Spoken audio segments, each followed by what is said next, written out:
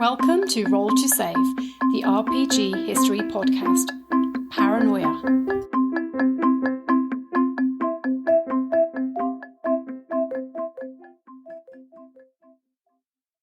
Hello and welcome to Roll to Save's Paranoia Roundtable discussion episode.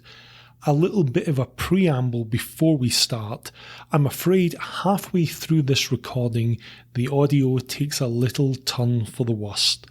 That's Jason's fault. Jason is technologically inept and he manages to break his mic midway through this. So apologies for that. The rest of the sound should be okay. So hope you enjoy this episode, and any problems with the audio, you can rest assured it's Jason's fault. So settle back and enjoy the episode. Over to you, friend computer. Request to access history files processing. What is your security clearance, citizen? Hello and welcome to this, our Paranoia Roundtable. I have with me two loyal citizens, Steve and Jason. Good morning, gents. How are you? Hey guys, how's it going? Yeah, morning, friend computer indeed. Don't worry, I'm not friend computer this week. It's a lovely day cycle out there. For you listeners, we were running a game of Paranoia the other week, and Steve has a unnaturally pensive and paranoid look in his face. I think he thinks I'm about to drop him in at any given moment, but that's not going to happen, Steve. Me. Don't worry. Thank you. I would sincerely hope that you do, Iain. No, I saved that for the games. So I'll ask both of you the same thing. When did you first get introduced to Paranoia? So, going to go back quite a way, as you would expect. Cue quip about my age, but it was lost on the teenage me at the time when Paranoia was first released. It was 1984. I don't know, was that deliberate by West End Games? Because if it was, it's genius. But yeah, so it was 1984. I was a little spotty oik, and I was gaming with people at school, D&D and Traveller predominantly, and then this thing turned up, Paranoia, and yeah, it's quite unlike anything I'd played before, to be honest, as I'm sure you know. Probably a little bit later for me. It's actually kind of interesting listening to the old history podcast there. Kind of brought back a lot of memories about box sets and single hardback books and things like that. Trying to remember back to the editions that I played. It was somewhere in between, but it was actually interesting. I'd forgotten that it was Games Workshop that released it in the UK. Because as we were just talking about before the podcast started recording, I'm a big Games Workshop nerd these days. And obviously they had a whole history of publishing RPGs back in the day, and interesting that it wasn't West End Games in the UK, but somewhere in between first ed and second ed is where I had my first experience with it for sure. That's kind of interesting you say that, because that starts to make a lot of sense, actually, because there was a guy I was doing a lot of gaming with called Dean Bass, and he was like and he ended up being associated with Games Workshop, so we ended up getting a lot of stuff to playtest. So things like Dark Futures and things like that, we ended up playtesting these things before they came out. Now some things are starting to fall into place. You're basically unpaid slave labour for Games Workshop. Unpaid, well, it'd be trolls, obviously. Trolls, yeah. More goblins, I reckon. Not glamorous enough to be upgraded to troll. I was the same as you. I started in second edition, not like you, Jason, back during the dark days. Young whippersnappers. Yeah, 1984, I was considerably younger, and I don't think I would have appreciated it. But yeah, I started second edition, and I think like everyone who started with Paranoia in their sort of teenage years, what I was running was probably not something I would want to play nowadays. It was largely a complete mess of chaos, explosions, and firefights. But the thing that really struck me was my players absolutely lapped it up. I was always a GM. I would always be the guy running the games. But this was it was so different because I was so used to cooperating. And especially when you're a teenager playing these games, there's always a bit of my character's better than your character. And you'd always have the inevitable arguments in D&D or Warhammer or whatever. Well, yeah, you're a wizard. You might be able to do this, but, you know, I'm a warrior and my sword can, like, cut you in half. Or I'm a ranger. I can just, like, shoot you from a tree. In Paranoia, you actually get to settle those decisions. And I think one of the best design points was none of the characters were particularly competent, but everything they carried was so amazingly destructive that it didn't matter how good you were going to hit something in the chaos that erupted. And then there was always the R&D stuff that turned up. Yeah, the R&D stuff. I mean, everyone loved a trip to R&D. Well, at least initially, I think after a few Yeah. games, people grew very wise, and they were like, "Who can we pin it on to test this?" In fact, Steve, we ran a game. Oh, we've been running several games of Paranoia actually.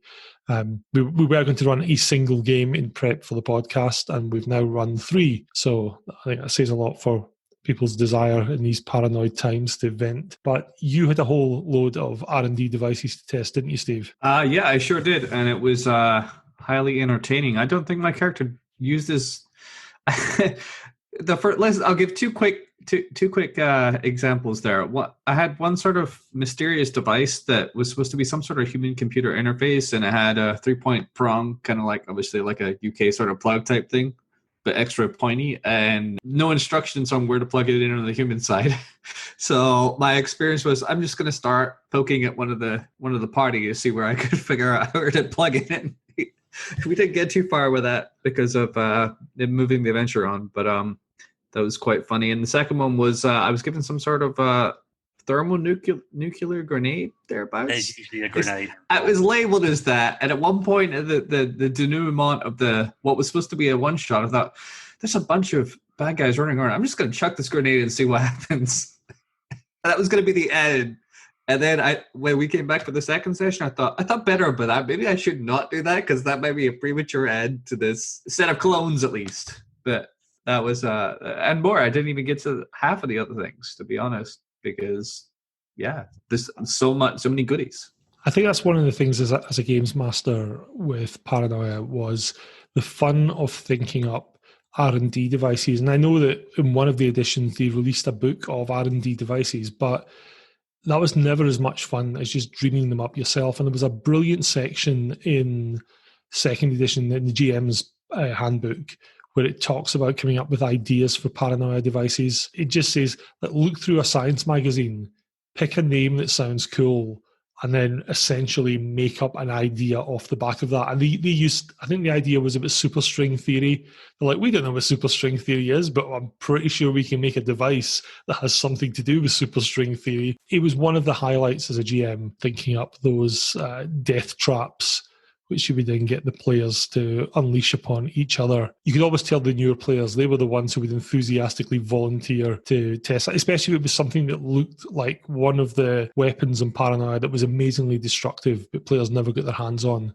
It's like, yeah, you can take the plasma generator. Brilliant, this sounds great.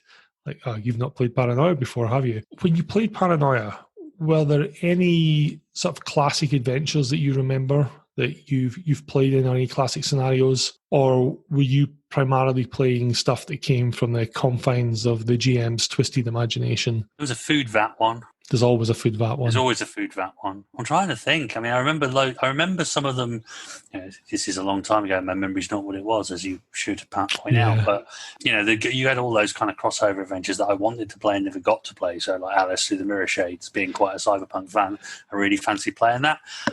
I'm probably not sure. a good job you didn't. See, exactly. This is what I'm thinking. Is now I'm older and wiser, allegedly. Ish. I look back and actually think maybe all those like extra, this crossover stuff was an awful idea. Luckily, when I was playing, it was first and second edition. It came in a box the first time I saw it, which I think was the first edition, and then they had the hardback book was a second edition, if I remember correctly. But, I'm trying to remember any of the names of the adventures, but to be honest, they all descended into farce pretty quickly. I'm not sure it would have mattered what adventure we were playing. One of my favourite ones was there was a supplement called Acute Paranoia that was released for first edition, and you can still buy copies of it. Now they re-released it for Paranoia XP in the Flashbacks book, which took these classic adventures that people loved and updated them for the modern version. The premise is ridiculously simple. There's this new warbot, the Mark IV, that's going to be unveiled in 2 days' time, and the troubleshooters have to guard it overnight.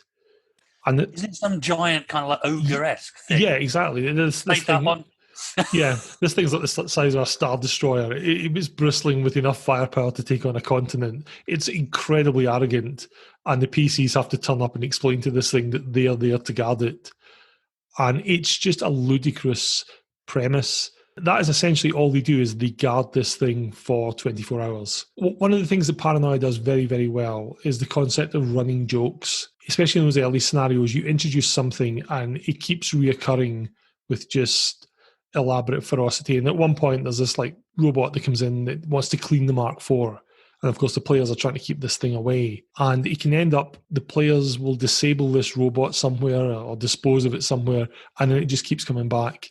And as they're dealing with more problems, they've got this thing coming, because all it wants to do is go inside and start cleaning. And of course, there's a delicate robot brain inside this mountainous wall of weapons somewhere, and this thing's got wire scrubbing brushes and all sorts. So it's wonderful for the GM, because just as they think they've got things under control, or just as you're really beginning to put the pressure on them, you then introduce this daft cleaning robot again, and they've got to somehow deal with it. Scrubbot, yeah. But there's also those things haunt my nightmares still. Yeah, GMs will always make scrubbots fairly horrible. There's also, I believe, in that game, in amongst the experimental equipment, there's intelligent landmines. It's entitled something like perimeter defense equipment, and the players like put these landmines around the perimeter, and then they turn them on. But because they're intelligent, they try to get under the feet of people and make them stand on them. So you've got players running, being chased by landmines, and it's just little running jokes like that make it really, really worthwhile. I'm sure that wasn't like borrowed from some science fiction movie with an intelligent bomb that doesn't want to leave. It probably was. There's a lot of tropes in Paranoia that were... That's what's great, is it's like you're trying to recognise these little things when you go back and see, hang on, that's a twist on X, Y, and Z from a particular movie. So, yeah, what I will say about Adventures is going back to all this is kind of the same reaction I had to Warhammer Fantasy, which resulted in a 4-month campaign that we're wrapping up a big stage of right now. Is there's lots of classic adventures that Iain talks about that I never played that I now want to play. So thanks, Iain. I hope you're willing to run them now, because I want to play me and my Shadow Mark IV the way you just described. Do not wish that upon yourself. Well, we're finishing off a Paranoia adventure. Who knows, Mark IV might surface as the next one. Do I have to make sure there are no spoilers then? Well, it's Paranoia. It's the ref's fiat that he can change it to whatever he wants. That's true. I don't think it'll stop you. It's interesting, though, when you see the quality of those early adventures. I think, Jason, you and I probably talked about this before, but some of the early ones, you read them and you actually laugh out loud at them. There's just bits that you're like, that is so ludicrous, or you can see your players getting involved in those situations, and you just instantly, your mind as a GM runs away with it, and you think, I could do so much with this. And it's very obvious where, I don't know, the writing staff changed or the editorial direction changed, because they go from being laugh out loud funny in a ridiculous and vaguely satirical way, as you say, spotting those little tropes that relate to things that either happen in real life or movies or fiction, to just parody. And there's a big difference, I think, between a sort of knowing nod to something and just directly parodying someone. I mean, I went on at some length in the podcast about that dreadful supplement for 5th edition called Creatures of the Night Cycle that was a parody of Vampire the Masquerade. And it was absolutely dreadful. I mean, I'm a big World of Darkness fan, and I thought this would be a really quite a funny crossover. But the way it is executed is just dire.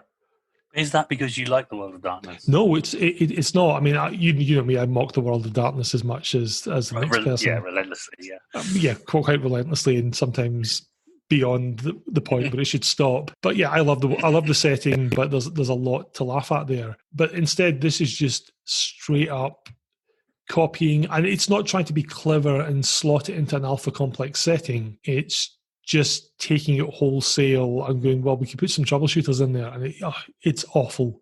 It's absolutely dire. Yeah, I think you hit it on the head with your blog, that article you put on the blog, which was, the different settings and the way you can play Paranoia and which ones you feel work best and stuff. Mm-hmm. Being, as I said, a spotty yoik at the age of 14, there was a lot of it where it was just like, you're a traitor. No, you're a traitor. Zap.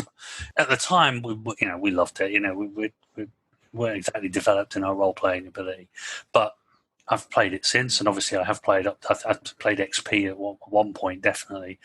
It might have been that Mark IV adventure, thinking about it, and it was like, well, a little bit more advanced now that you're actually, and I don't know whether it set me up as for a vampire game as well, because it was all now, how can I do X, Y, and Z without getting caught, and how can I make sure I can do X, Y, and Z and you get caught?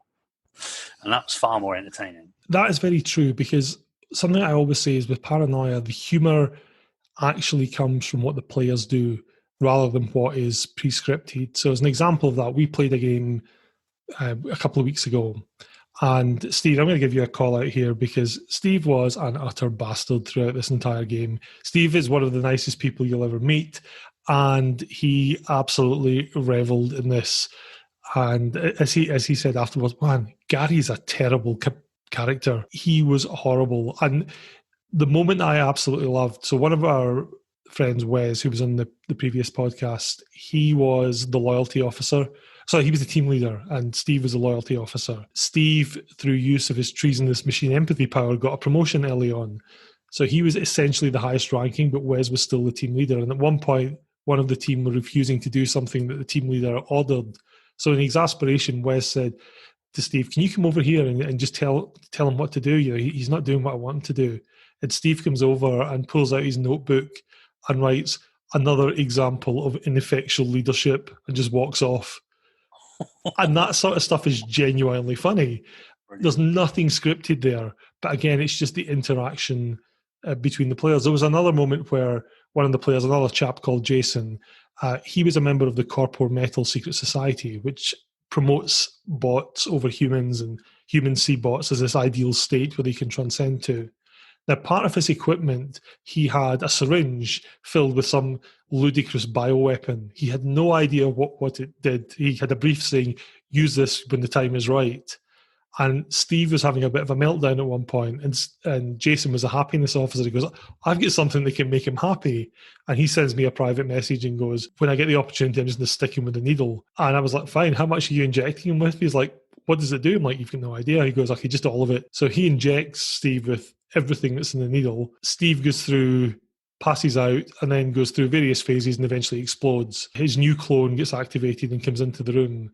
And one of the other players, completely casually, as Steve re-enters the room, turns around and says, "Oh, you want to be careful, don't slip on yourself." And that sort of stuff works so well because it's spur of the moment, it's improvised, and it's relevant to what's going on, rather than some of the gags you see in the later supplements, whereas, oh, the computer's saying you all have to use non-lethal weaponry, so you all get issued custard pies. Really? It's forcing the issue, isn't it? Yeah. I mean, as you said, again, on the blog, it's like you've got this setup that's quite dark and oppressive if you look at it. And you're given put in impossible situations. You know, you've got your orders are contradictory, you know, the mission parameters are contradictory. Then you've got your secret society who wants something completely different. Yeah, and giving you 6 lives, 6 lives isn't enough. You know what I mean? It's not. It's not. You know, you can burn through those by the end of the briefing if you're really unlucky. Well, that's one of the things I liked about XP. It introduces the concept of you can actually buy additional clones if you have enough money. So it incentivizes you. Money? What is money? You see, XP, that's one of the big changes. It updates it to the current for early 2000s world, and it's more communist China than communist Russia. I was going to say, because isn't the big thing about Alpha Complex being paranoid about commie traitors is the fact that it's a communist society? Oh, exactly. It's a USSR. But they updated it for XP, and it becomes more like communist China, where they have this quote-unquote economy.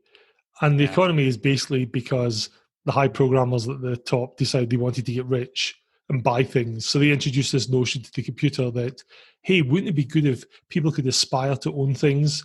So you've got this bogus economy, and it's not like any economy a Western economist would understand. The computer still owns everything. Ultimately, all these service firms go back to the computer, but people are now frantically running about buying just useless junk. But one of the things they can buy is additional clones. But it introduces a concept of sort of genetic drift, that the more of these clones you go through, the less viable your DNA template becomes, until eventually your new clones are all these like mutated, club-footed people dragging themselves along. But there was the clones deteriorated over time in the first couple of editions as well. I think by the time you got to clone 5 or 6, they were a bit ropey. I think that's probably more just down to the player's general sanity at that point. They've died 5 times. That had gone. So true. It's interesting when you see a new player introduced to it, because they kind of struggle with the competitive aspect, first of all. But then there's also the notion of, unless they know what Paranoia is, or rather have heard what Paranoia is, they're generally loath to strike out against other PCs until it happens to them. And then suddenly it's just open season. It's very, very interesting watching that. It's like, he just shot and killed me. It's like, yeah, don't worry, your other clone will be along in 10 minutes. And after that, they almost embrace this very cheerful attitude to death. That, I've got another 5 clones, I'm golden, and slowly work their way through it. I think most people have been in those Paranoia games where nobody survives, or there's one person survive who paints this picture of themselves as the glorious hero that struggled against all odds and managed to come through. That's the perfect ending, though, isn't it? Very much so. Yeah. Nobody can tell. Oh no, you didn't do that. Yes, I did. But yeah, I mean, all I'm saying is, imagine back in 1984, nobody had heard of Paranoia, nobody had actually played it, and then you get presented with this game. So you've got everybody sitting there going, "Okay, this is like D&D, but in the future it's a bit travel. I got a bit of travel. I got a laser pistol, fantastic. What do you mean? I've got a red jumpsuit and a red laser pistol and I can't shoot? What's this color system?" And yeah, it took a little while before people got the hang of it because it was just so different. It's interesting when you look at first edition, though, because it is constructed like I don't want to use the term, but proper role-playing game. If you look at the skill system that it's got there, it's actually quite detailed, and it's got quite a detailed game engine behind it.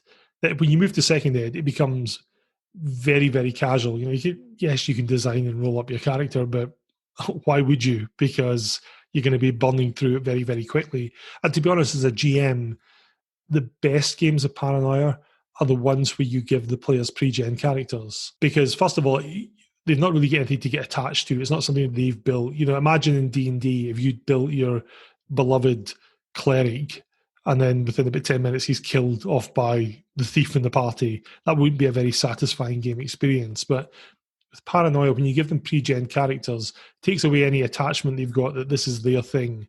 But it also means, as a GM, you can build that conflict in there and make sure that they actively have reasons to go after each other. And I think that's one of the beauties of the design of Paranoia. You've got those almost like 3 tracks. You've got the secret societies will be telling them to do something. The mission briefing will be telling them to do something. And their employer will be telling them to do something. And if you're writing it properly, all of those should conflict wildly with each other and also conflict wildly with the other players. And the bonus duty as well. I think what I found most interesting about that was all those, it sort of flex between, like, as the adventure would go on or so on, whereby maybe, there's something going on with the secret society right now. You might have a mission, but maybe that's not going to take place till later. So you might actually be trying to do your job of this mandatory bonus duty, which is like to the point about Gary earlier. Like, I was very much pushing into the loyalty officer thing, right? Because I thought that was going to be the most compelling, funny, interesting part about the character right there and then. Obviously, he took full advantage of his mutant powers and other things, but it pivoted. It depended on what things were going on during the adventure as to what was the priority for the character at the time. And I agree with you. The pre-gen is great, genius, best way to do it, because I have no attachment. And plus, it makes me flex and improv better, because I don't know what I'm going to get till maybe a day before, and I got to do something different this time. And that's like, I've never played this secret society or this mutant power before. Let's think about what sort of shenanigans we can get up to now. It gets a reputation as being a game that is, wild and crazy and freeform and basically improvisational theatre with laser pistols. But as a ref, if you want Paranoia to go well, there's a lot of kind of pre-work that needs to go into it. If you just leave it as a complete sandbox for players to mess around in, it's just going to be them trying to play laser tag before they even get to the briefing room. However, if you build in, I wouldn't go so far as to say backstory. There's never anything really as grand in Paranoia as a backstory for your character. But if you give them reasons to conspire against each other, and if you also set that precedent as a ref that you can't just kill someone outright, there needs to be some smidgen of evidence there. You can't just go, you're a traitor, and burn them with your laser. You have to catch them in the act or plant evidence or do whatever. It becomes a much more compelling game because the players are then working at something rather than just rolling dice and trying to be be king of the hill. We had an example in the game we played recently where the team were in this equipment room, and the robot that they had suddenly went berserk and attacked everyone, and it was stopped. I think one of the players died, and the team leader said, right, everyone turn out your pockets, there's something going on here. And one of the players had in his pocket this very, very suspicious looking device, which he pulled out, and he's like, what is this? How did that get in there? And immediately tried to pin it on someone else. Being Paranoia, everyone else was like, yeah, that could have been that other guy. He could have put it in there. The whole group just fell to complete infighting, and eventually, after much vigorous discussion, at the point of a laser barrel, the matter was settled. There was one of the players as well who he was trying to sabotage a robot. He managed to do so successfully, but instead he got it just to start belting out all these treasonous sayings. And he's right next to it while it's doing it. And the rest of the team are like, what happened there? He's like, it was fine when I last left it. Someone else must have touched it. And he was adamant. He stuck to this the entire time. That wasn't me. And eventually they sorted it out. But that's the sort of stuff I think that makes Paranoia great. We were actually talking about it the other night, Steve and I, when we were playing a game of Warhammer. And it really stood out to me that we were concluding this chapter in this Warhammer campaign. I'd been looking through the Warhammer rulebook, and I looked at the GM section. And in the GM section, there's a bit on advice for games masters. So the usual, you are the eyes and ears of the players. It's your job to describe the world. You are completely neutral. You're an arbiter of the rules. You're not there to compete against the players, yada, yada, yada, yada, yada. You have a look at the Paranoia rulebook, which I have a copy of here. And if you look at the games master section, the very first section is curiously headed 13, and it says you can kill them when you want. It goes on to talk. It goes on about sustaining psychological stress, encouraging rivalry, putting pressure on your players, keeping them ignorant. And it's just so different from any other rule book out there that's like, you're there to give your players a hug if they're feeling down. Paranoia is like, you're there to grind them into the dust and make them compete with each other. And here's some ways of psychologically torturing them to achieve that effect. Yeah, it's not called Paranoia for other reasons. So just thinking about like more recent games that were kind of similar to this, I would label them as friendship killers in some way, in a silly way, but things like Werewolf, things like The Resistance, those kinds of like collaborative party games feel they have a similar sort of like dynamic whereby you're not collaborating, but you're really all out to get each other, sort of. And it really rang true to me when I played those games and came back to play Paranoia that they may have taken a lot of inspiration from this type of against each other. Maybe you've got some short-term allies, but really you're all out to get each other. And trader mechanics and things like that. Yeah, I think it's very true. I always get that feeling playing Werewolf that it is very similar to Paranoia, especially the bluffing aspect of it. Really smart Paranoia players won't just out and out commit treason because they have to do it. They'll do it in such a way that they can pin it on someone else. And that's what you're doing in games like The Resistance, like Werewolf. If you're the werewolf, you're killing people off, but then trying to make sure that someone else takes the blame for it.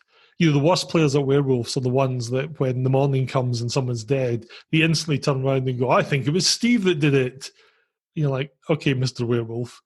And it's the same in Paranoia. When something awful happens, something explodes inevitably, I'd turn around and go, I think it was Steve that did it. Oh, sorry, I think it was Steve R who did it. Then you're more than likely outing yourself as a traitor. You need to second the motion is what you need to do. Yeah, don't initiate it. I always found in Paranoia it was great to be the multicorder guy because you were always conveniently standing at the back of the party. Guys, I'll stand at the back and kind of film what's going on here. And make you look good, right? I'll make you all look good, and you conveniently record what you want. And at the end, you can be like, let's just review the footage I captured, friend computer.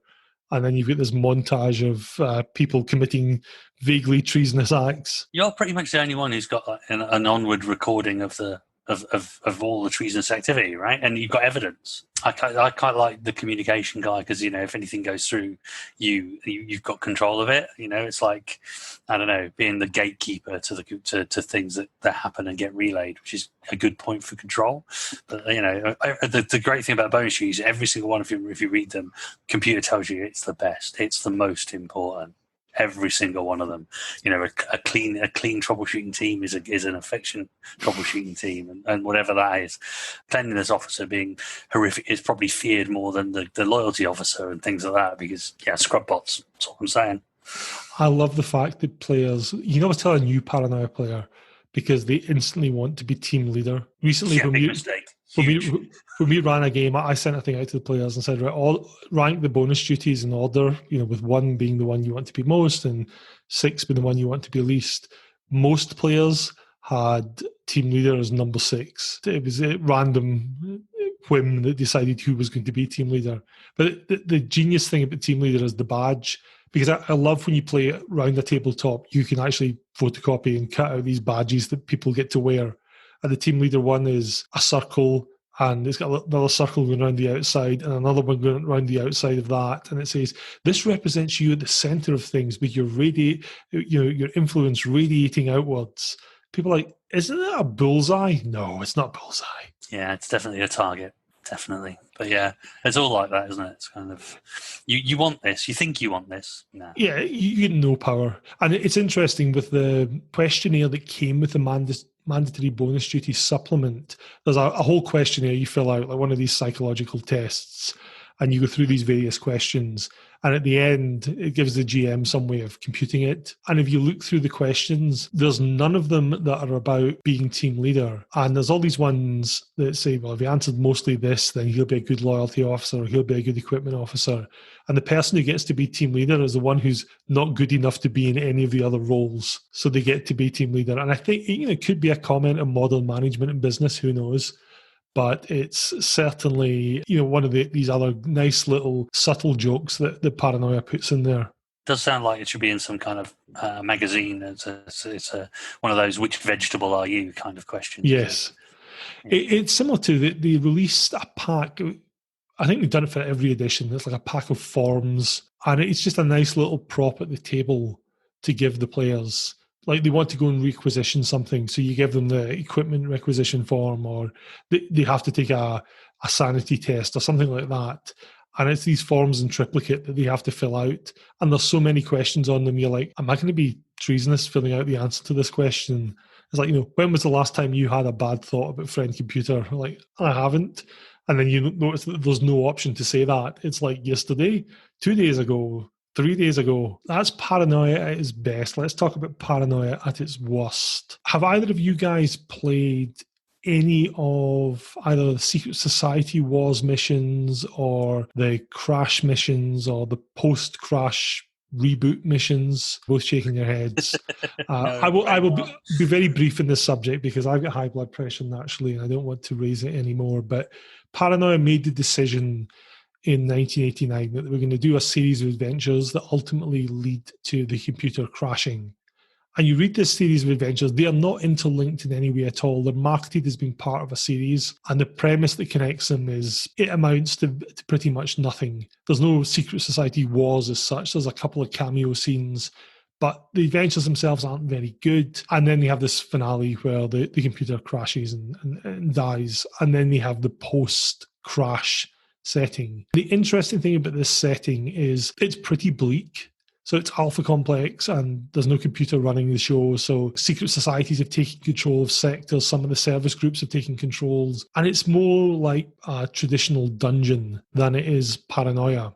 But the problem with it is it's stripped of everything that makes Paranoia a setting that works. So there's no computer telling you what to do. There's no security clearance system that means that you pretty much have to do what you're told. You've just got a bunch of vaguely powerful people telling you what to do, but it's constructed in such a way that survivability is an option, that you can amass a load of weapons and equipment, so you don't really have to do what these people tell you, and it's just a bit of a mess. And it's not really... not very Paranoia at all. Well, it's not. It's like they've made this other post-apocalyptic setting, and the really telling thing is, of all the adventures released for it, only one of them was set in that setting. The rest of them were either set in other dimensions or they were set in parts of Alpha Complex where another dimension had come to it, or they were set in Australia for some reason. And they were Probably just... because everything wants to kill you in Australia. Yeah, but I suppose, Which is kind of akin to alpha complex. It is, yeah. Life in the Australian outback with all those poisonous beasties, it is just like a regular Hunger Games every single day. You mentioned earlier, Jason, the crossover adventures like Alice Through the Mirror Shades. All of those adventures were ostensibly quite a nice concept, like crossing over Paranoia and Cyberpunk. That could be fun. But the problem is they go into the route of ridiculous parody and slapstick in every single one of them. There's a crossover with Paranoia, with Cyberpunk. There's a crossover with Twilight 2000. There's a crossover with Doctor Who.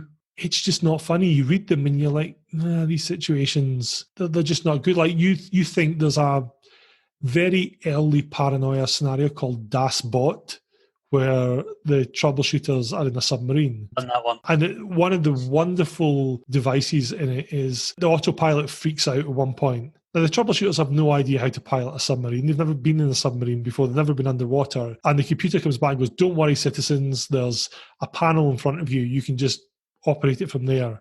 And the GM then puts this panel in front of them. It's a graphic of a control panel, and all the switches and dials are all numbered. And there's a key for the numbering as well. But the key says things like, this is a dial, this is a switch, this is a knob, you can turn this one. And then the players spent the whole time sort of playing around with that. Now, so that is essentially a parody of Das Boot, but really in name alone. The humour comes from the fact you get people fumbling about in the dark trying to get this thing to work. Whereas these other ones, the parody comes from it takes the setting and almost like dials it up to 11 and then puts a load of wacky jokes in there. I mentioned in the main podcast, like the big baddie in Twilight Cycle 2000 is a commie from Alpha Complex called Biggless Bruderkopf.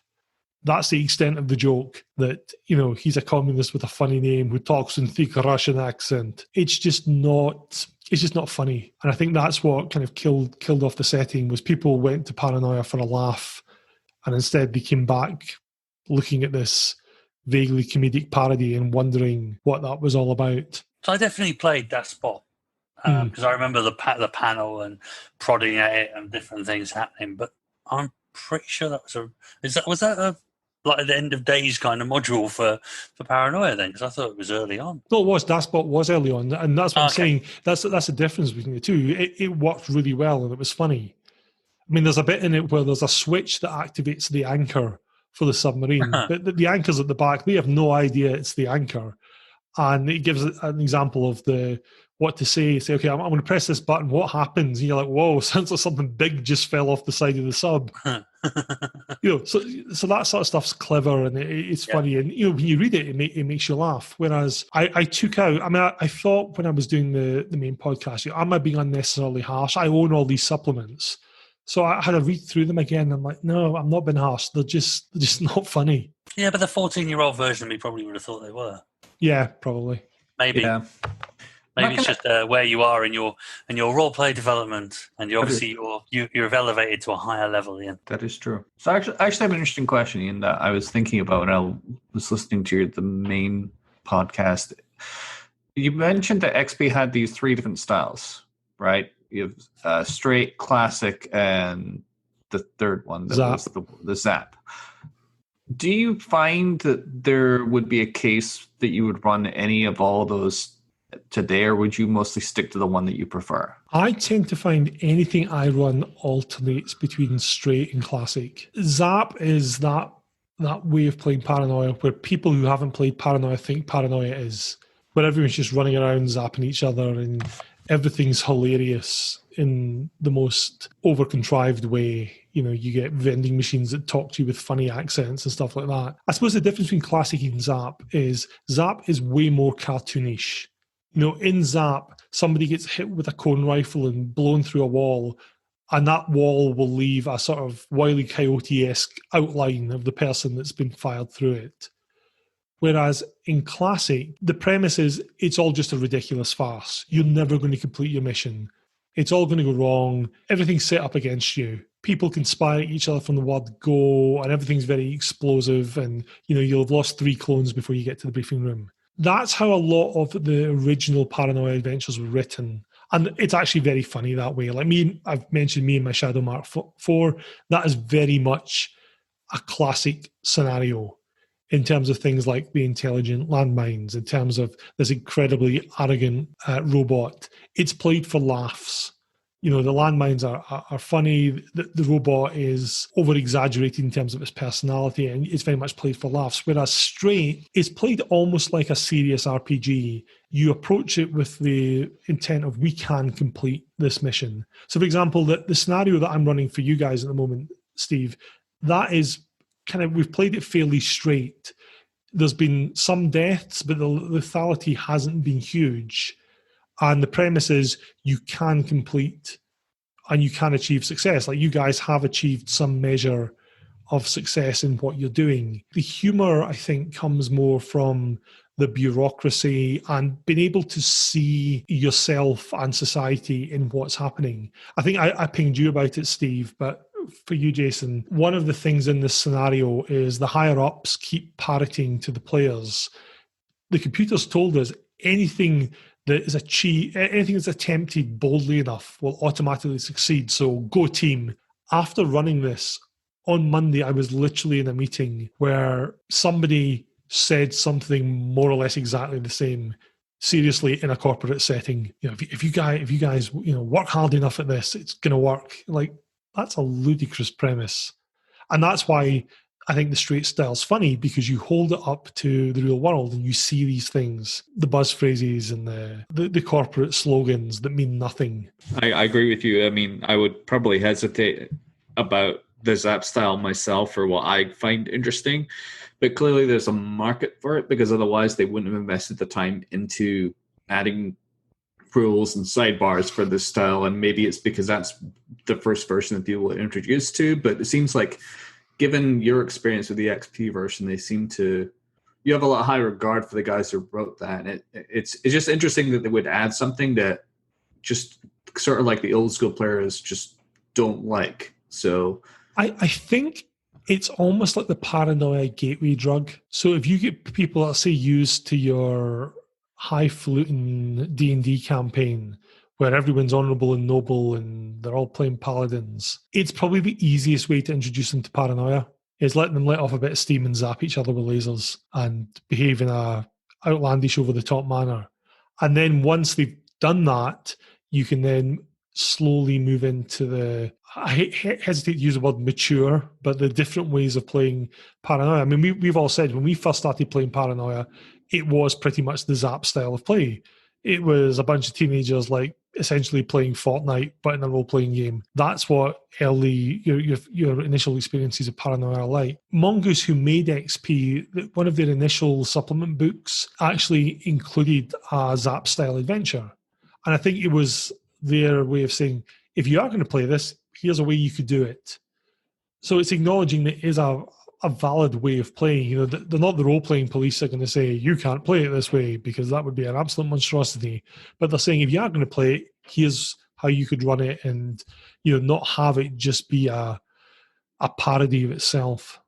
Okay, so we've just had a bit of a technical failure on Jason's part. Those of you who know him will know that he has the touch of rust where technology is concerned. So we're going to have to put up with a big hiss from now on. Thanks, Jason. It's my bloody job as well. You think I could get this stuff right, I've made a career out of it, allegedly. You fix printers as your job, is it? Oh, yeah. A couple of years at HP. You're a project manager anyway, so I'm not talking to you. You're the one who'd come up with those slogans, man. You're the one. Go team. I don't work at marketing. That's marketing's job. If you're going to take a Paranoia analogy, I work for CPU. You work in tech services. Yes, that's probably true. Fixing scrub box. Yeah, so go and get that scrub box fixed, peon. Yes, friend computer. So you were about to say something wise. We just saw you. I can't remember what it was now. Come on. Oh, this is quality radio right here. We've had technical difficulties. You've mercilessly taken the mick out of me since then. I've been completely derailed now, man. It's all gone to pieces. People are really glad. These people probably expect 45 minutes of the time. Yeah, well, they expect a professional podcast, and they deserve it, and then they get us. Yeah, they get us, bunch of monkeys. We'll go back to Paranoia XP then. Jason, you said you've vaguely dabbled in that. I must have, because I remember having a couple of revisitings to Paranoia. So the time I played Paranoia was way back when I was finishing exams at school and stuff and looking for any excuse not to revise. And Paranoia fitted that absolutely perfectly. But I do remember like going to gaming sessions subsequent to sort of leaving school and stuff, and people going, "Oh, play Paranoia," and had this kind of lauded, almost like put on a pedestal, amazing game that if you hadn't played it, you weren't a proper role player. So I mean, I must have played XP. I think I need to have a look at the art on the box or the book or whatever and see what it looks like. And maybe have you got it there? Have you? Yeah, I've played that. Yeah, definitely played that. The thing that I like about XP is if you actually take it as a role-playing game itself, and I think this is why straight style works very well with Paranoia, the rules themselves are actually pretty decent. And one of the mechanics that I loved that they introduced was something called perversity points. Perversity points, you start off with, I think, 25.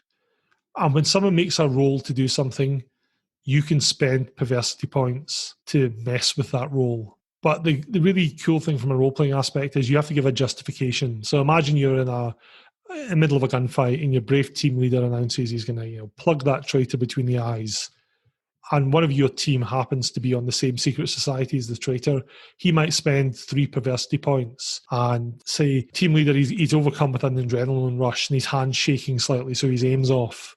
And then the team leader might spend another 3 perversity points and say, yeah, but because I'm so devout in my devotion to friend computer and so determined to plug the traitor, I overcome my shaking. And then someone else might spend 5 and say, but as you go to fire, you trip and therefore your aim's off, and so on and so forth. And it adds a real narrative element to what's going on, because the earlier edition, I remember second edition had something they called like the dramatic narrative combat system, which basically said to the players, you have to narrate what you're doing and don't be boring, because if you're boring, you'll die. This adds... You're going to die anyway, man. Yeah, but this adds more like a sort of almost like a crunch element to that, to your narration. So you don't feel compelled to hold back because it's to do with character ability or anything like that. You get involved and embroiled in it. Plus, it also helps ensure that the player rivalry continues. You don't know in character that person made you fail. But in Paranoia, the distinction between in character and out of character knowledge is very, very thin.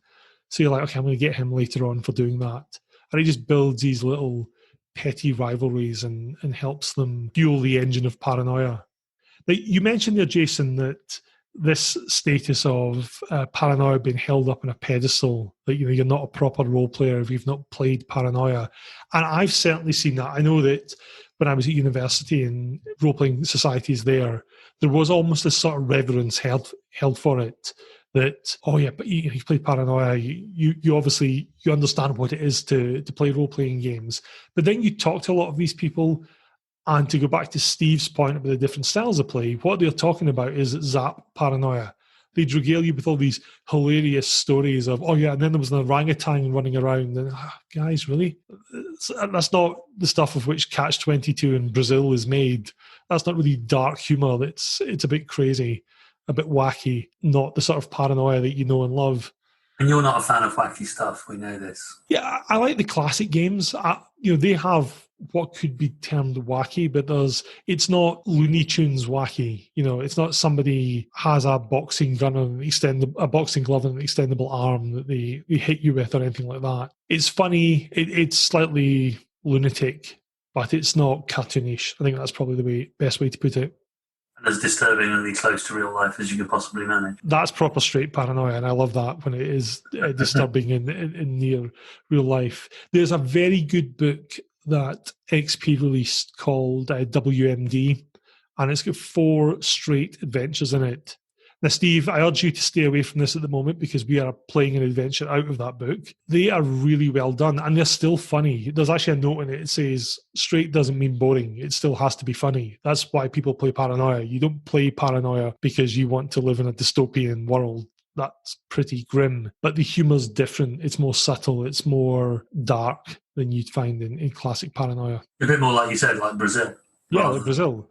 Yeah, but Brazil is a very funny film, but you're not laughing because people are dying. You're laughing because you can see the real world through that sort of very twisted lens. And that little bureaucratic mistake that ends up ruining people's lives, right? And yeah, everyone's seen stuff like that in real life. You know, whether it's doing your tax return or voter fraud or whatever, you see that stuff. And it's the ineptitude of bureaucracy and government that's funny. I mean, this is getting fairly deep for a discussion about pretendy fun time games with laser guns, but I think that's the essence of what makes straight Paranoia funny, is you see the real world in it. And that should be terrifying at the same time. Isn't that weird that this is a comedy game, right? Yeah, and yet exactly. It's holding up a mirror to reality that's, as you say, quite deep and a bit soul-searching, a bit introspective for something that, as you said, is running around with a laser gun. Yeah, well, if you look at first edition Paranoia, the main rulebook, I mean, it is quite dark.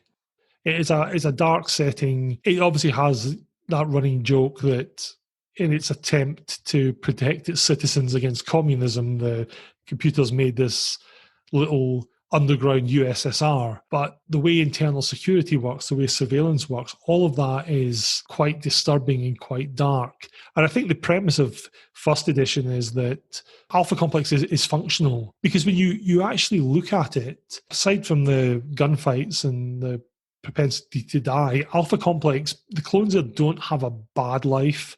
They're all fed, they all have employment, they all have shelter. And yes, the entertainment they have is fairly mind-boggling, propaganda. But nobody's hungry. Nobody wants for the basics in life. There's just this slight chance that you'll end up caught in the crossfire between troubleshooter teams running down corridors, blasting everything in sight. That's where and the fact you're under perpetual surveillance, that's kind of where the horror comes from. But if you're an infrared drone and you're drugged out of your mind and you're just doing your day job and getting fed every day, you're probably not in a bad place. In fact, there's a book released by Mongoose that lets you play as ultraviolets, and it gives a comparison between the different clearance levels, and it describes an infrared's day, and it talks about waking up and taking your wakey pills and going to work in the vat, and you're in this drugged haze, and you get fed at lunchtime and you get fed in the evening, and you then sit with your friends and watch some TV shows, and you take a pill that lets you slip into this pleasant dreamless sleep. And it finishes with the tagline Utopia. Then it gives the day in the life of like a troubleshooter, and then like mid-clearance clones, and it just talks about how all you want to do at the end of the day is slip into oblivion. And then it describes an ultraviolet's lifestyle. You're basically waking up, chatting with the computer, solving these life or death problems, surviving assassination attempts, and then chilling out at the end of the day. And it finishes with Utopia. So you've got the two ends of the spectrum where you have this utopian lifestyle and just stress in the middle. So the happiest people are the lowest in society, and the happiest people are the people at the top of society. And that's quite a clever structure to put in place for a setting like this. And not at all illustrative of real life, of course. Well, yeah, I think you've hit the nail on the head right there. You said about rules and stuff, but the first edition was quite crunchy, if I remember correctly. Yeah, you had skill trees and all sorts of stuff like that. And as you said, I mean, you don't want how much effort do you want to spend into building a character and writing that character sheet and spending your points and all this kind of stuff, lovingly handcrafting your character to have it blown away at the first opportunity, admittedly having to have it blown away 6 times at the first possible opportunity. Something, I suppose. I mean, most D&D characters generally only get one life, I suppose, bar the odd resurrection. I've got my mucky paws on the latest edition, and I've not gone through it in a lot of depth yet. It has a very interesting mechanic with character creation. So you have the players essentially sitting in a circle. These days and ages, it's presumably a virtual, socially distanced circle. You start assigning points to your various characteristics. But what you do is for every good thing you take, you give the person, I think to your left, a bad thing. You repeat this process. You're essentially screwing over a player from the start. And then it happens that you choose various adjectives to describe your character, but then the player who you've been messing with the entire time gets to flip one of those adjectives. So if you say, I'm brave, they say, okay, no, you're cowardly. And really from the word go, you've created this scenario where players are already at odds with each other. I've yet to read through it fully. I've literally just got it, but it looks like a very interesting way of using the character generation system as another method to get the players to be at each other's teeth. Because, again, that's where Paranoia works best, where it's not the ref artificially creating situations where they have to be in conflict. Like you could literally have a mission where the troubleshooters could say, you know what, we are going to work together and we're going to make this happen. And that's a Paranoia ref's worst nightmare. You're like, oh, okay, well, this is all the humour dragged out of the situation, and they approach it like a D&D adventure or a Warhammer adventure or a cyberpunk adventure, and they try and solve it. But having those mechanisms built into the game where the players are actively at odds with each other, that's what I think makes the setting, and it keeps things ticking along. I've yet to see a game where every player cooperates. I have seen a game once where 2 players did cooperate right until the very end. And that was a beautiful thing. It was like watching a game of diplomacy where 2 players stand shoulder to shoulder against all adversity, and then right at the end, there's a backstab takes place. And it was very interesting to watch because you could see the rest of the players, like they're teamed up together and we have to work together against them. But then they were also still fighting each other, and it gave the mission a very interesting dynamic. But I've only ever seen that happen once in a game of Paranoia. The rest of the time, people are too, paranoid to actually bother doing that. And that's the question: would you trust another Paranoia player to have your back? Oh no, never, never, never. It's, as I say, it's a matter of time, isn't it? It's who's going to backstab the other? Who's going to blink and backstab the other first? I mean, character depending. It depends. Are you talking player? Or are you talking character? Because clearly, clearly players, no, not as far as I could throw them, right? But characters, like, I think given some of the backstories, or if you're doing pre-gens where maybe you're buddy with some of them, you think you get along okay with them, maybe there's a starting point where you might trust them a little more than, the Weasley loyalty officer or whatever, who you want nothing to do with, or, maybe the camera guy is like just not doing his job. I think those pre-made sort of opinions and thoughts kind of like at least set you where maybe you have a sort of allies, but you don't know what the other person thinks of you, but like ultimately it's a starting point. It's when you get the little kind of mini alliances going, it's interesting. I ran a game once, and the guy who was the communications officer, he went to every player in turn, he took them aside, he said, listen, give me 50 credits and I'll make you look brilliant on the tape. And then he went on to everyone, and all the ones who then gave him 50 credits, like, listen, I'm going to make you look good, but by the way, he's paid me 75 to make him look better than everyone else. And this weird Dutch auction started between the players. And by the end of it, the camera guy is like rolling in money because he's done this. And ultimately, nobody survived, so it was a moot point. But that sort of dynamic is very, very interesting. And the game we played last weekend, I won't give too much away here, but the players are put in an impossible situation where they're sent by their supervisors. They work in a food vat, and they're sent by the supervisors to spy on this other food vat. There's apparently this great technique that's churning out a ton of food. So they all go along and they look at this technique, and they look at the mountains of food that are being produced, and they rapidly come to the conclusion of, this is all nonsense. There's no way they can be doing this. And one of the players got very caught up in the maths of the situation. I'd been very specific in giving them data on how much each cubic meter of a food vat produces in a given day. So Matt took this and jotting stuff down, and they're back in the HQ and they're trying to work out how this is working. And Matt's, I honestly don't think this is working. This is, I think they're lying to us in some way. And then the supervisor's like, so did you guys get the data? And they're like, yeah, we got the data. So they hand it over. The supervisors go away and check it, and they come back and go, yeah, this checks out. This is obviously working. So a few days later, they get the call from the supervisor, like, great news, you've been promoted. You're in charge of our new super vat. We just need you to make this technique work. They all go in a conference room, and Matt's like, this is not going to work. The maths just do not check out. We've been set up for a fall here. What do we do? And one of the other players, Guy, just said, well, we could lie and cheat, because I think that's what the other guys are doing. And then instantly, everyone was like, yeah, let's just lie and cheat. And it was a moment of beautiful Paranoia cooperation. But everyone's like, we could lie and cheat and make a load of money out of this, because we've been promised a bonus if we can make this work. We don't need to make it work. We need to make them think it works. And now that's the path that they're going down. But Steve, you came out with something very funny in that mission, because as part of now that they've been promoted to the giddy heights of yellow, they've been given various resources to help them. And one of the things they've been given is a red troubleshooter team. So the six player characters are in the conference room. They're trying to work out how best to lie and cheat to make it seem that they're producing mountains of food that they're not actually producing. And suddenly there's sounds of laser fire. And they go back to the main vat room, and one of the troubleshooters is lying dead.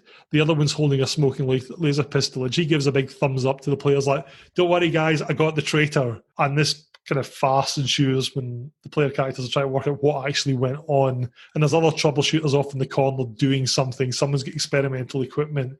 At the end of this, Steve is like, they were like us last week. And it's just this sudden realization of, man, troubleshooters, the only thing worse than being a troubleshooter is being in charge of them, because now we're accountable for all that nonsense that is inevitably about to go on. It's so true, and I even think more like that we had a yellow clear supervisor. I forget what his name was in the previous image where we were red. I'm like, he was.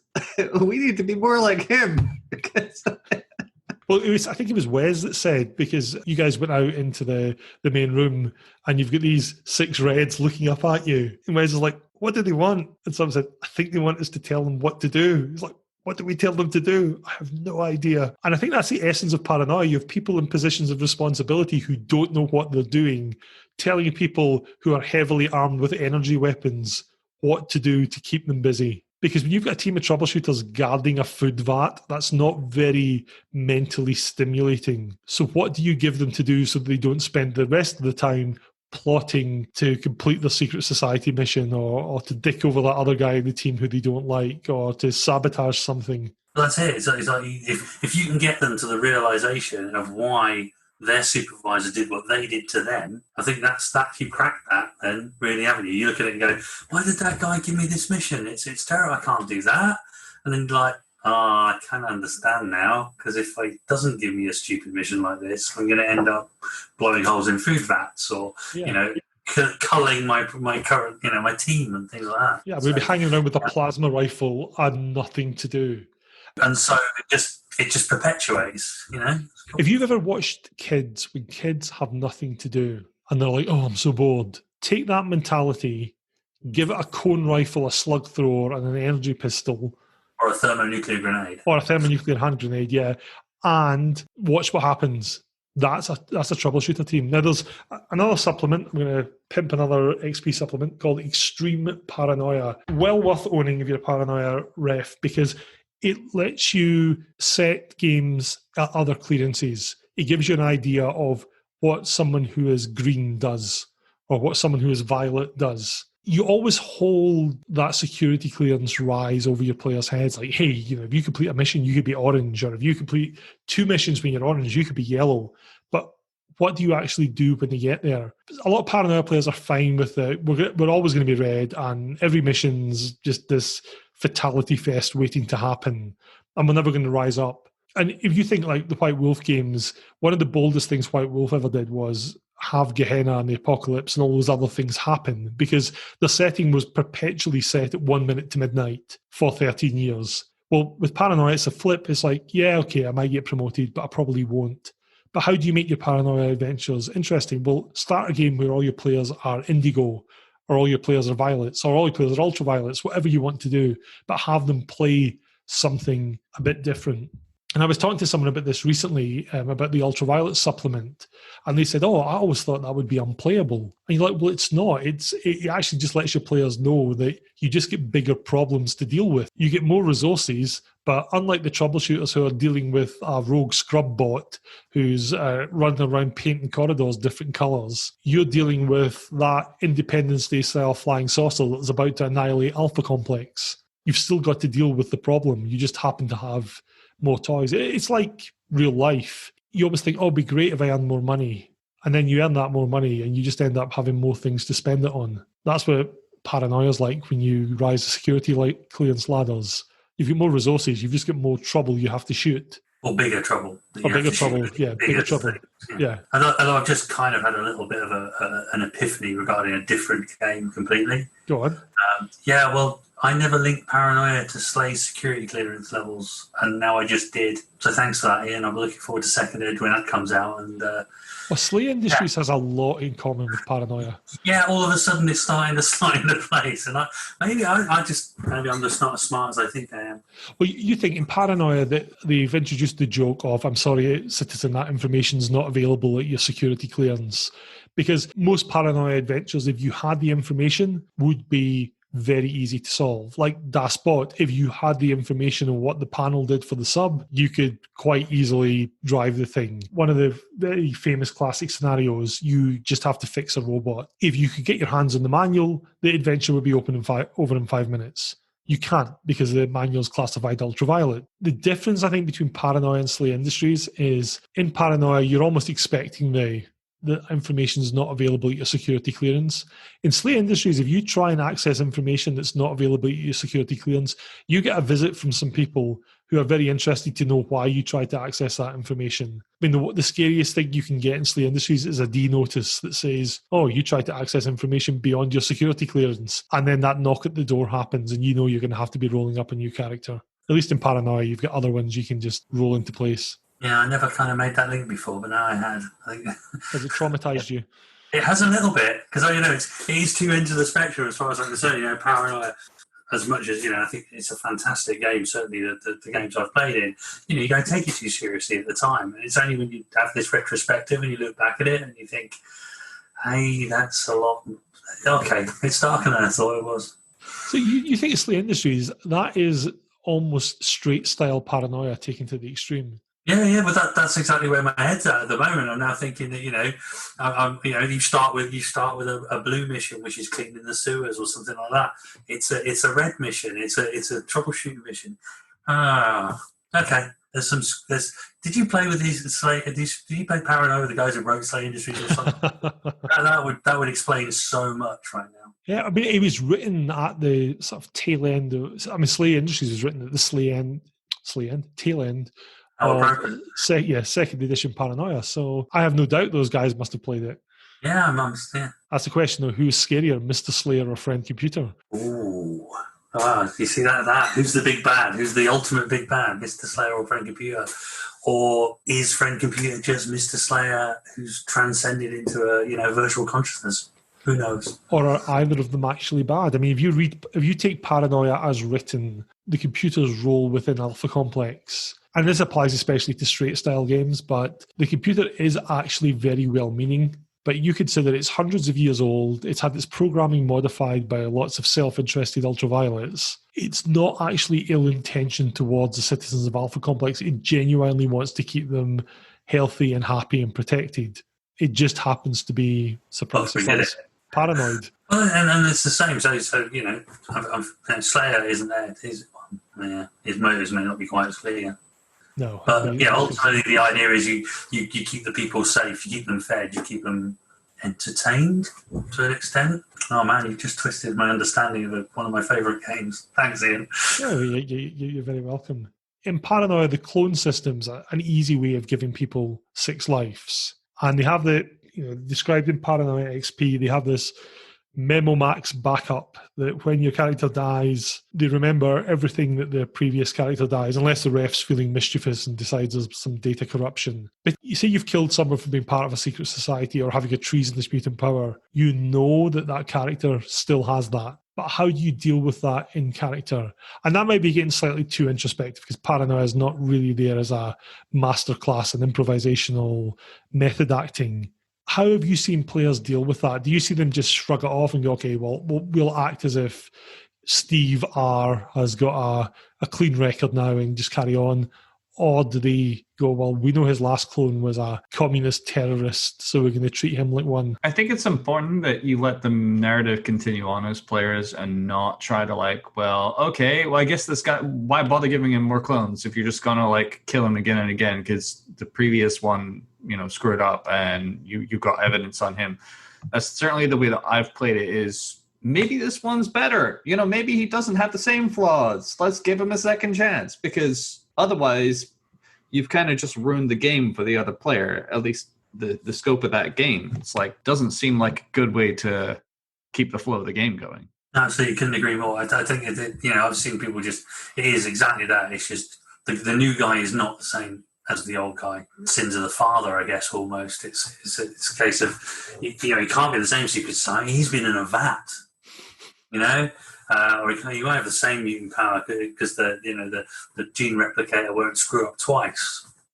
That kind of thing. So, and invariably, obviously, it does. But I've never seen it actually become a problem. And when you mentioned it, I was like, yeah, that makes perfect sense. Actually, why didn't we just off the guy as soon as you walk back through the door? Aha! Another member of, well, maybe not the Church of Christ, the computer programmer, but or something, Def Leppard or something. Well, that's actually something we haven't touched on, which as a Paranoia ref I love, and I always try and play up with the players, and that's secret society membership. Because one thing XP did very well in the Traitors Manual was they made clear that there's 3 tiers of secret societies. There's Tier A, which is essentially secret societies that either the computer's not bothered about or which the computer and or the powers that be actively promote membership of, because it's either something that's beneficial, like the first Church of Christ computer programmer, that lauds the computer and encourages people to be loyal, or it's something that channels a citizen's urges that might otherwise be co-opted to more treasonous things. So, for example, Def Leppard, they engage in acts of vandalism and general craziness. But if they weren't out there doing that, they'd probably be doing something far worse. They'd be building bombs for the communists.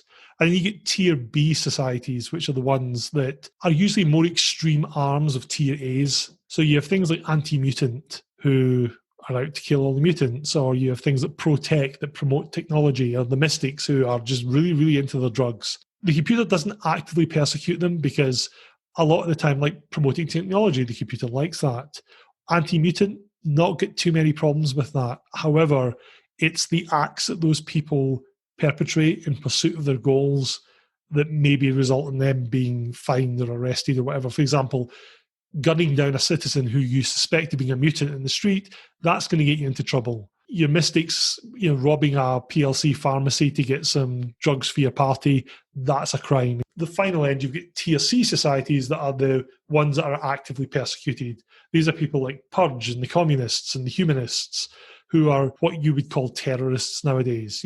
Purge are those, I always liken it to the Alpha Complex's equivalent of Al-Qaeda. They are the people who make suicide bombs, and they drive trucks laden with explosives into PLC supply depots, and the communists are actively trying to tear down society. That way of doing it is probably much more of a straight way of playing Paranoia. In a classic game, the communists are probably slightly more funny. They have the joke that they all talk in these Russian accents because they think that's what communists do, and they're trying to be more communist than the guy next to them. By having these secret societies and having them tiered this way, it stops players just zapping someone who happens to start to a first church ceremony. They're like, yeah, the computer likes this. So it lets you introduce little character ticks, like the guy who's in the FCCCP may start preaching to his comrades, and they're not instantly going to turn around and zap him. And it just makes the game a little deeper.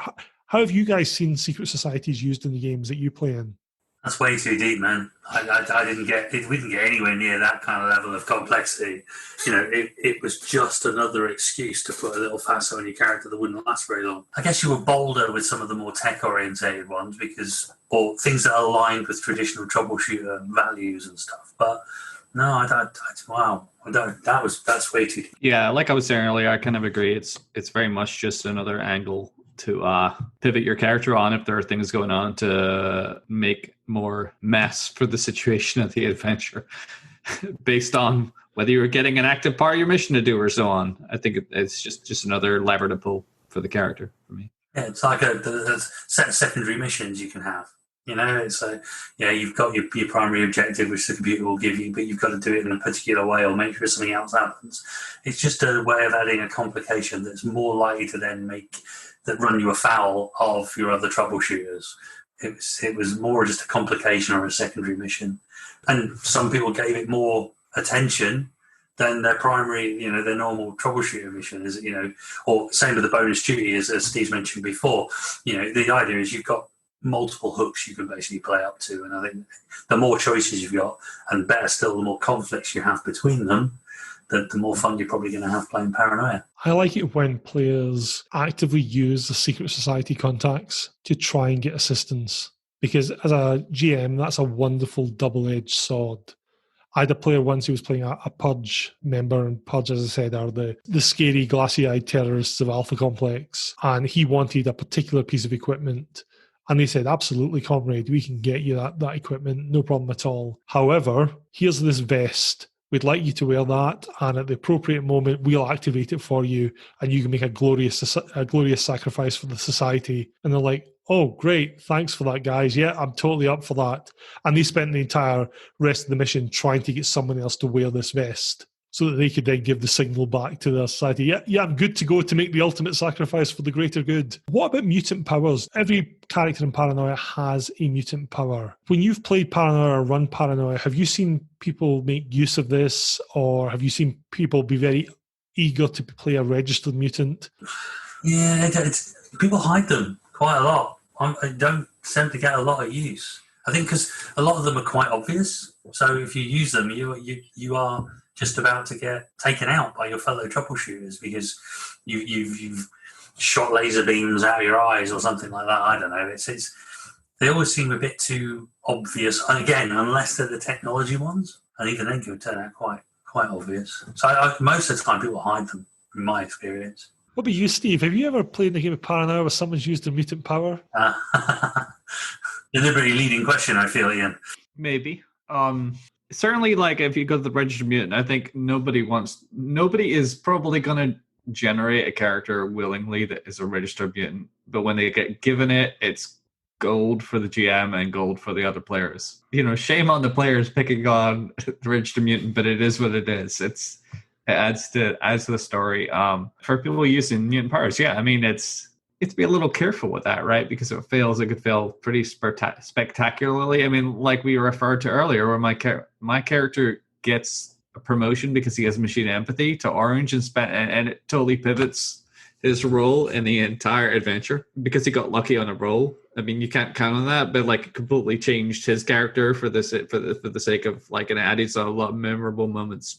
I'm trying to think if I even saw anyone explicitly using any other mutant powers in that adventure. Maybe you obviously knew when they did stuff, but I don't know if I ever noticed explicitly. Maybe they just didn't roll like any super bad failures.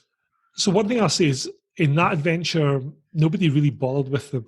But I found in the adventure we're running at the moment, when I gave the character packs out to the players, I made a point on everyone's sheet of detailing in a few lines what their mutant power did. And the thing is, when you actually write down what they do, most of them are actually quite appealing. There's one character has adrenaline surge, for example, and that essentially lets you be Superman for 5 minutes, and then you pay for it afterwards. But they all have a drawback. Essentially, if you fail the roll, something bad's going to happen to you. And I found that when people have, rather than just having the word adrenaline surge written on a character sheet, when they actually know what it does, I never detailed, for example, you have to roll this to make it happen. It was like, you can use it and then we'll see what happens. But when they know what potentially they can do, they're more inclined to use it because it's seen as another tool in the toolbox. The player who's playing a registered mutant, so there's one of the characters who's a registered mutant, and it's very, very interesting seeing the other players' reactions to him. Some of them have got some stuff written into the sheet, but other people are just playing along, and they're like, hey, listen, you realise if anything goes wrong, it's probably going to be you that's messed it up because you're a registered mutant and you'll have used some sort of mind power on it. But then they got to a point in the adventure where they're like, we could really make use of his mutant power here. And suddenly it was like, hey, mate, listen, you're a really valuable member of the team and we really appreciate your contribution. Would you like to really make a name for yourself? And he was like, okay, I guess I'm going to use it. When you hear comments like that, you know you're in trouble, right? Yeah. Yeah, it was almost like, again, to use the real life analogy, it's like the person in the department that nobody really likes, but he's got a really, really valuable technical skill. It's like, oh, man, we need someone to look at the database, and Chad's the only one that can do it. Hey, Chad, you're a great guy. Can you go and take a look at the database? The interesting thing actually in that situation, I think it goes back to the bit in the rulebook that talks about psychological stress in your players, because the player in question afterwards basically affirmed this to me. The scenario the team was given, they really wanted to get to one part of the complex, but when they got down to where they thought it came to a T-junction, and on either side of the T-junction, there's an internal security barricade with half a dozen heavily armed green-level insect troopers. And they're like, we really need to get past those guys, but they're not going to let us go past. And the situation they'd been put in was they had no lethal weaponry. They had a couple of stun guns and a couple of smoke grenades, and they wanted to get past these internal security troopers. I mean, you were there, Steve. You guys spent a good 5-10 minutes brainstorming this plan. And all the while, there's a sort of clock ticking in the background. And they're like, okay, here's what we'll do. We'll get the mutant to go up. He'll mentally stun all those troopers. He'll drop a smoke grenade and he'll peg it up the hall and get to where we need to go. And the guy who was playing the mutant, he's kind of getting slightly overwhelmed with all the stress because everything's on him to do this. And there's all these goons with tons of firepower on either side, and he's like, right, I've got it, I know what I'm doing. So he goes up to the barricade, he stuns them with his power, drops the smoke grenade, and then runs back to the team. And they're like, no, you were meant to run past them. And he's like, oh yeah, so I was. And it was a genuine mistake because the stress of the situation had got to him. And the ensuing scene was quite funny as the whole party dropped down and tried to kind of commando crawl their way past it. But unfortunately for them, I mean, we're talking about people using mutant powers here. One of the other players, not mentioning any names, Steve, who has a mutant power that's not registered, had decided to help the situation out by using his pyrokinesis on the downed internal security troopers. And his power had worked a little too well, and as they're crawling past, all the ammunition goes up, and there was a lot of shrapnel, there was a few deaths, and they ultimately accomplished their plan, but not in the way that they wanted it to. It was the worst plan ever. It was so bad. Somehow we pulled it off. I still don't understand how we managed to pull that off successfully. Successful? Well, 5 of you died and 1 of you got horribly maimed in the process. It wasn't massively successful. About good success for a Paranoia adventure then. Well, yeah, I suppose, yeah. I think we could probably talk about Paranoia for a lot longer, but we should wrap up a bit now because we've been talking for a long time. Longer still when we take Jason's technical ineptitude into account. So any parting thoughts that you guys have that you want to share before we wrap up? Anything you want to promote or pimp? No, but I want to play Paranoia now. You have an invite, my friend. You have an invite. You just have to show up. And it's even in your proper time zone for you. Yeah, stop cooking Sunday roasts and come and let me persecute you as friend computer. It's a British tradition. I have to do a Sunday roast on Sunday. You know, it's got to be Yorkshire puddings, roast potatoes, roast beef. What are you doing next Sunday? I don't know. Playing Paranoia? They play in Paranoia. There you go. Okay, maybe. Yeah, maybe. Probably. If you give me an affirmation right now, I will write you a character. I can't give you an affirmation right now, can I? Yeah, you can. You totally can. I suppose I could. Go on then. Count me in. That's that GM chapter on sustaining psychological stress in the players. The other question I've got for you is how many of your previous players have ended up psychologically needing therapy, right? Right, so curious shout out then. And Gareth Many, this is a shout out to you. I got a very nice email a few weeks back from somebody who I've literally not seen in decades. I used to, you won't be surprised by this, run a role-playing club at secondary school, and Gareth was one of the players in this club. He was a couple of years younger than me. He sent an email saying, hey, I've listened to the podcast, I really enjoy it. Do you know I've got really fond memories of those games of Paranoia that you used to run? So there you go. I've not psychologically damaged anyone. The fact he thinks it's fond memories is proof of psychological trauma. Okay? The guy needs a therapist. Well, Gareth, if you can confirm your therapist bills, I'm sure we can have a good laugh at them on the next episode. Oh, he's such a nice guy. I'm a lovely guy. That's why I always get to play friend computer. Although I have had feedback in the last podcast that apparently my wife does a very good friend computer voice. Okay. Oddly enough, I can't convince her to play Paranoia. I think she gets, you want to stay married, right? Well, I think she gets enough dark humour with living with me on a 24/7 basis. I mean, given that we're locked up the entire time now, it is a bit like Alpha Complex. Oh dear, I worry for your kids. Well, speaking of kids, I am very tempted to try Paranoia with them because I saw a wonderful example. In preparation for this episode, I looked at some real play sessions online, and there was a session on YouTube, and it was a guy running it who was like in his early 20s. There was a couple of his friends. I think they're also university age. But he also had his younger sister and her younger brother playing. The sister was about 15, 16, and the other kid was about 12.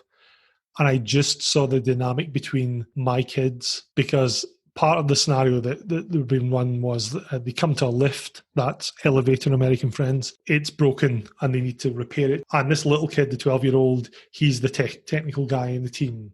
And he says, right, I'm going to bend down, take a look in the lift shaft and see what's happening. And the older sister says, I'm going to boot him down the lift shaft. And he just looks over with this appalled and hurt expression in his face and goes, why did you do that? She goes, it needed to happen. I thought, that's my kids. That's what would happen if they played Paranoia. I'm not sure if you let them play Paranoia, that count towards a good parenting award for 2020. Do you know what I mean?